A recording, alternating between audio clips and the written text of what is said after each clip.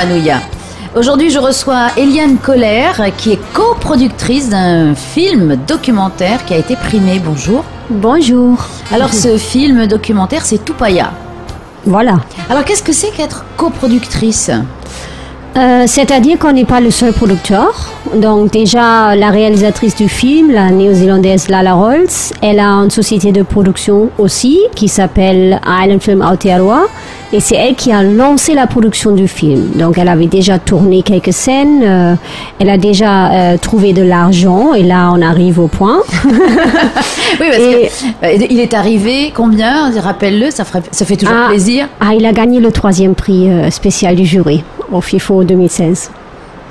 Voilà, une coproductrice heureuse. Voilà, c'est ça. Parce que je sais que quand même c'est une vraie galère d'arriver à trouver des fonds. Voilà, c'est ça. Donc Lala, coproductrice, elle en avait déjà trouvé des fonds et nous, on est rentrés en tant que coproducteur à l'autre côté, justement d'ici à Tahiti, pour trouver des fonds extra en plus pour tourner ici à Tahiti, pour mener l'histoire un peu vers Tahiti parce qu'elle en a aussi fait une version pour la Nouvelle-Zélande. Voilà, je rappelle que Tupaya, c'est le Polynésien oublié dans l'ombre du capitaine Cook. Voilà, c'est ça. C'était un grand prêtre. C'était un arioi, une savante, un homme très très intellectuel, un navigateur d'étoiles qui a voyagé avec Cook et qui lui a donné les cartes des îles dans le Pacifique Sud. Donc quand Cook est revenu la fois après, il a découvert toutes ces îles, mais c'était grâce à ce que Tupaya lui avait partagé, le savoir. Alors ce qui est partagé aussi, c'est l'opinion sur Tupaya par quelques Polynésiens. Il y en a qui trouvent que c'est un homme bien et il y en a d'autres... j'ai bien aimé le passage où il y a un jeune Polynésien qui fait semblant de ne pas le connaître et puis après qui nous dit que c'est un traître. C'est clair, hein, ça fait bizarre hein, si quelqu'un part avec les Blancs et surtout un prêtre. Et à l'époque, ici, j'imagine toujours aujourd'hui, le mot... Le prao, c'était quelque chose de secret. Tu n'as pas le droit de parler à n'importe qui, n'importe quoi. Et Tupaya, il était bien au courant de ça. Donc, s'il était un grand prêtre à Rihoi, normalement, on ne dit pas. Ça reste secret. Oui, justement. Mais je ne sais pas, peut-être parce qu'il était parmi d'autres hommes intellectuels d'un autre monde. Il voulait... c'était un échange culturel, j'imagine. Oui, je ne pense pas qu'il ait fait par traîtrise.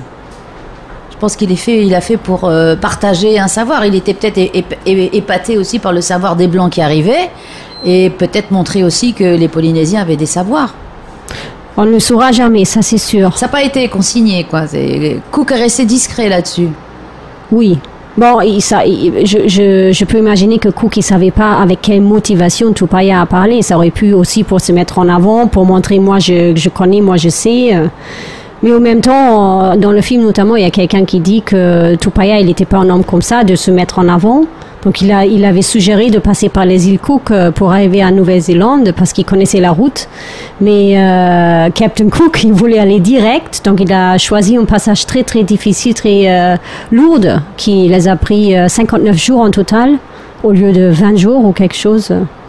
Oui, il aurait dû écouter. Non, voilà, il n'a pas écouté. Alors, après la façon dont ça a été réalisé, il y avait une équipe en Nouvelle-Zélande et une équipe ici à Tahiti. Comment ça s'est passé ? Non, l'équipe était toujours l'équipe autour de Lala Rolls, le cœur du projet. Hein.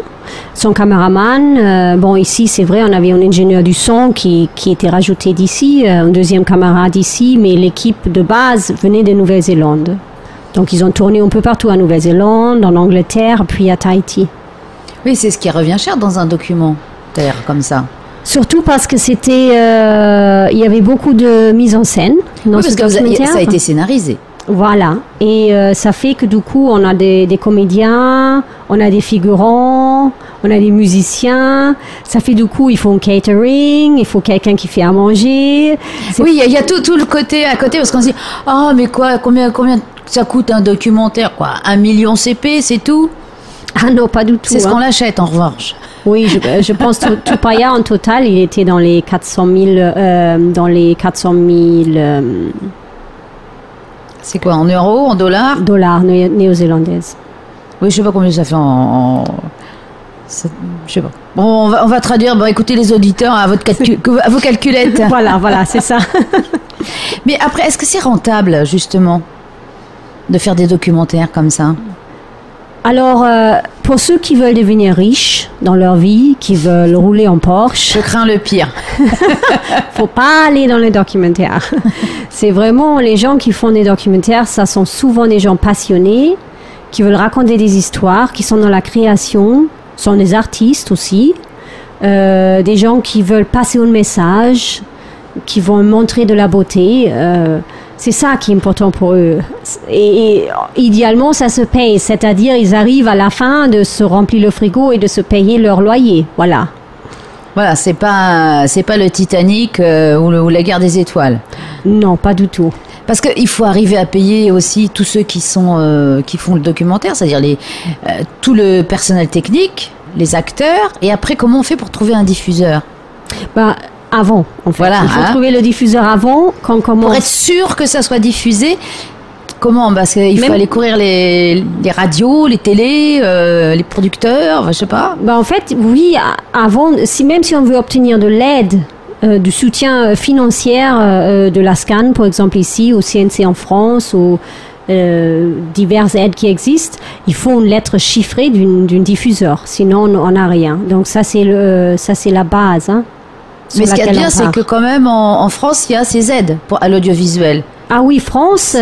c'est ça le côté culturel, non? France, c'est un petit Eldorado, hein, comme il faut le dire, en Europe, hein, parce qu'il y a le CNC, il y a des grandes sociétés de production qui produisent beaucoup de documentaires, et dès qu'on produit environ 3 documentaires par an, on passe sur automatique, c'est le CNC, donc on a un compte et on peut diviser son compte. Chaque année, on en a de l'argent pour produire des documentaires.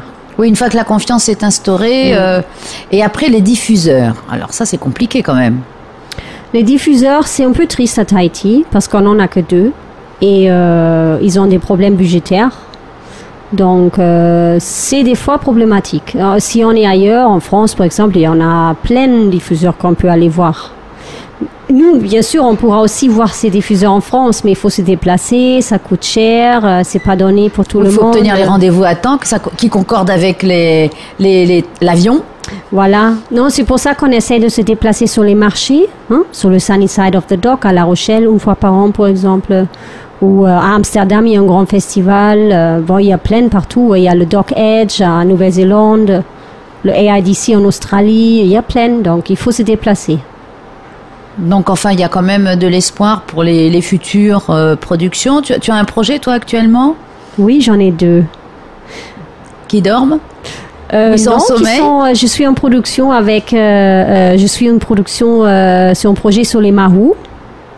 Bonjour mes mahous, vous connaissez. Donc, c'est très intéressant. On travaille tous ensemble. Ils se filment eux-mêmes et on verra qu'est-ce que ça donne. Donc, ça y est, tu as déjà ton diffuseur, alors? Presque. Bon, alors on va croiser les doigts. Signé. Ils ont dit oui, ils veulent bien, mais ils n'ont pas signé. Donc, j'espère de signer. Tant que c'est pas signé... Rendez-vous demain, on verra. Donc, oui. Ok, écoute, on te souhaite bonne chance et encore bravo. Et tu féliciteras l'équipe de La Rolls de notre part. Merci, avec plaisir.